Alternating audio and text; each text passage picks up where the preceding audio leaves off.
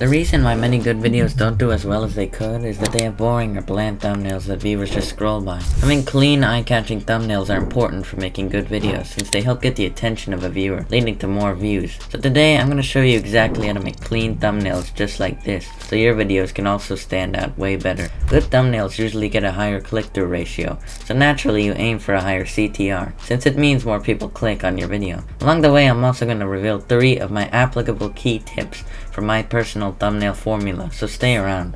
Okay, I am here in Photoshop, which is my design software of choice that I use to make the thumbnails, and we're going to want to get into our first step, which is planning out the thumbnail. And usually you use a light sketch just to plan out where everything's going to be.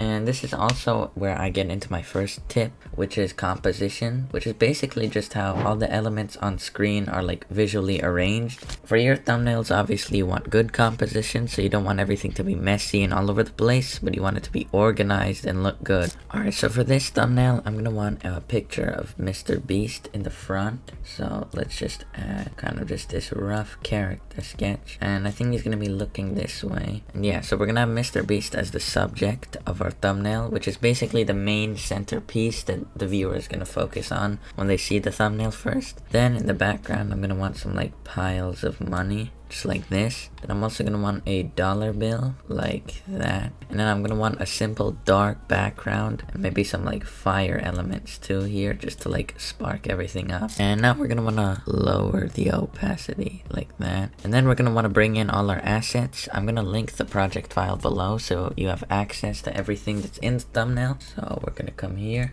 and grab our picture of Mr. Beast. So we're going to center him right there. Basically what we want to do first is just lay out all our assets. Then we're going to go back over and color everything and add drop shadows and all that stuff to make everything look a lot better. Next, we're going to want a simple background. I'm just going to make a big square. And I'm going to add a gradient overlay to this. And we're going to want to make it kind of like a dark grayish, just like that. Make sure all your opacity's up. Yeah, and then you can play around with it a bit just to see what works. I think I like that, because we don't want to make the background too distracting, because we want the main focus to be Mr. Beast and the other elements that we're going to add on later. Also, I'm going to add this grid. You can look on Google, or the project file is also going to have the grid, so you can use that, put it behind him. And usually when you have a grid like this, it stands out a lot, so probably just lower the opacity, so it's just kind of seen, just like that. Next, we're going to want to add the dollar bill, so we're going to drag that in here, just like that. And then we're going to want to put it behind him. Next, we're going to want to add those piles of money in the background, just to like make it more like extreme. So we have this asset, and I'm going to move it behind him, probably make it a bit smaller.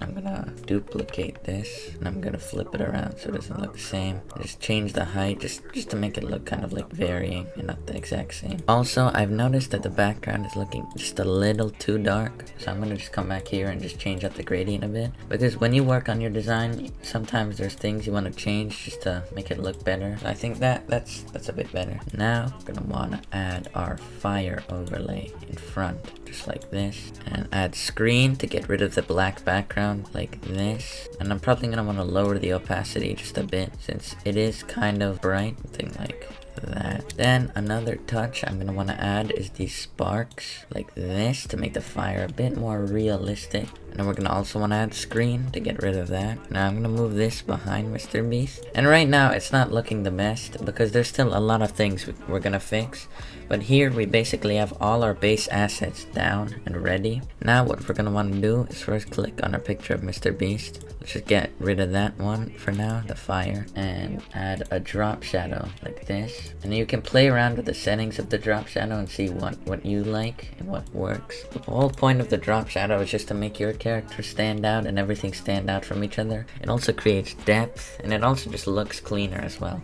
So once we have something like that, like this, we're going to want to go to our other assets and also add a drop shadow just to make everything separated, and again just create that like depth effect. So we're going to want to add something just like that to the dollars, and then also click on this one, also add a drop shadow as well. And we're just going to come here and just add it to most of our elements. And just like generally makes it look a lot cleaner, and also it's a pretty just simple touch, but it makes it look a lot better. So here we also have the drop shadow for the dollar, and then boom, there we go. Now, let me just make this actually, yeah, we want Mr. Beast to stand out. Then we're gonna come and add a inner shadow. And we're gonna want to make it like a orangish tone, since our thumbnail theme and coloring is generally like this orangish. And this also brings us into our next tip, which is branding for your thumbnails, which is basically means just for your thumbnails and for your channel, you want to have a certain color palette or a certain style for your thumbnails, like the grid style, or just like a color palette like you would do orange and yellows, or like blues and greens, a thumbnail style that your subscribers and viewers would recognize in their home feed, so they will click on your video. So here I'm gonna do this orange because we also have the fire here, and we're just gonna mainly do this grays, the dollar color, and then like orangish yellows. So screen, turn the opacity up a bit, and then it doesn't look that good, so we're gonna turn the size up a bit, turn the opacity down just a little bit, and now we have this kind of glow. And we're gonna want to add this a little bit. We want him to be like standing out as much as possible. Add a little shadow like here, that. Then once we add a camera raw filter at the end adjustment, it's gonna stand out even better. For now, this is what we have. Then I'm also gonna re-add the fire just for a bit of extra effect. I'm gonna come down here. This is just a personal thing that I add usually. Turn our brush size up and add some like orange here, and then go to filter, blur, Gaussian blur, and just crank that blur up a bit.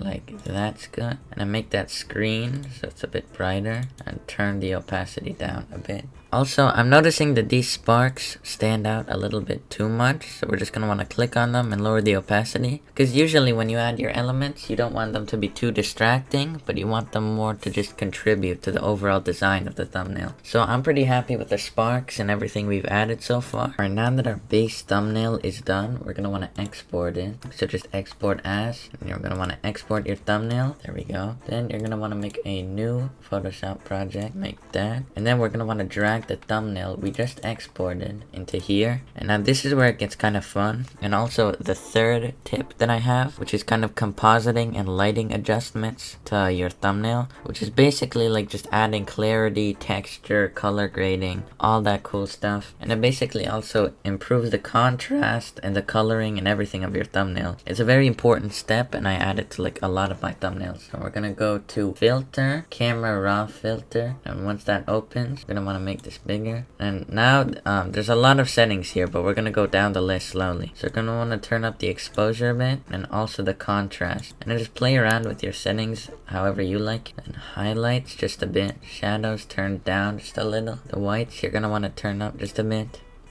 Then we're gonna want to go over to color.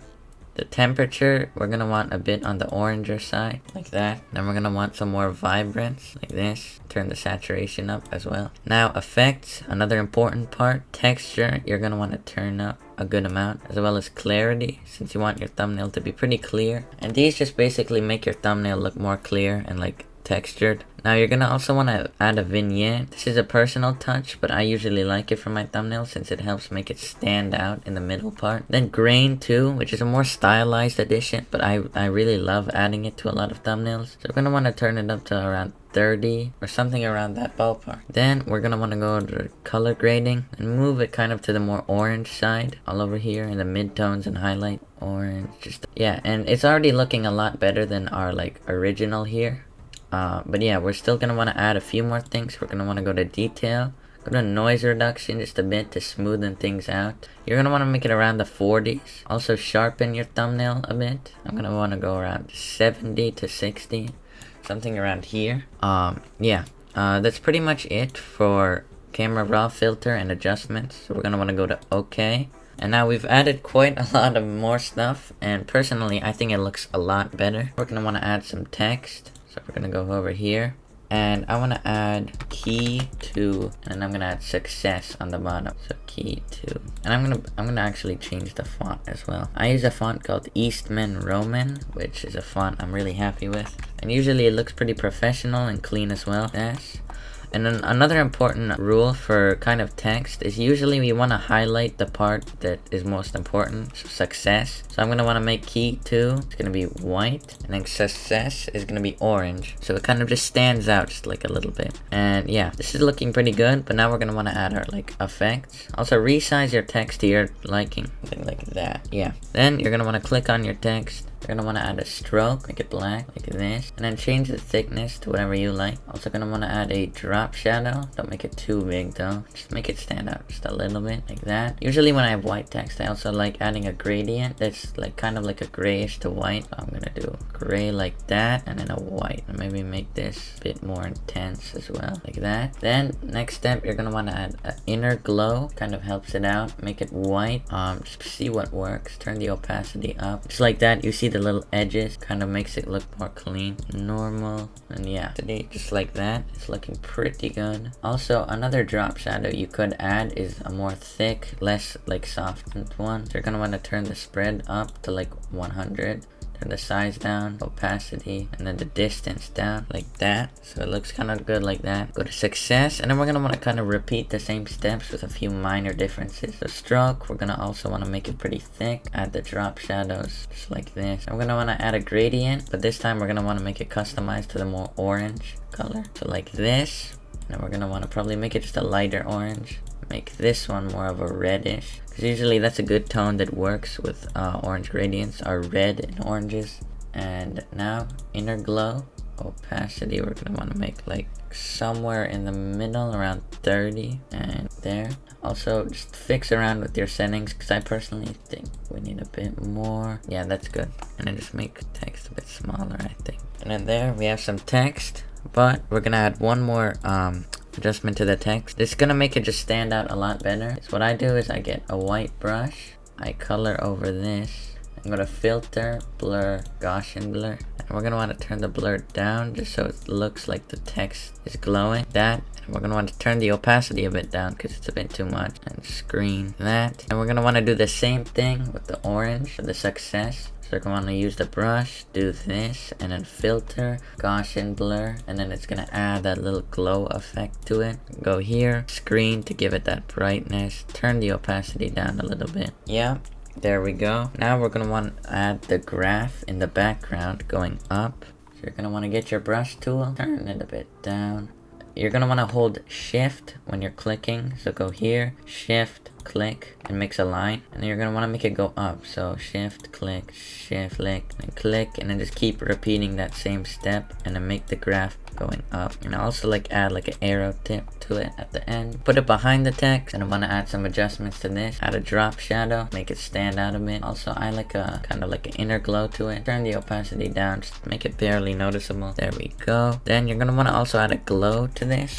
I like that addition as well. Just put this on top of this. Get rid of the drop shadow. Filter, blur, Gaussian blur. Just like that. There we go. Yeah, but that was my complete step-by-step thumbnail process. And also make sure to use the tips I shared in this video, since I can assure you it will increase your views and click-through ratio by a lot. And like and subscribe if you enjoyed the video and are looking for more.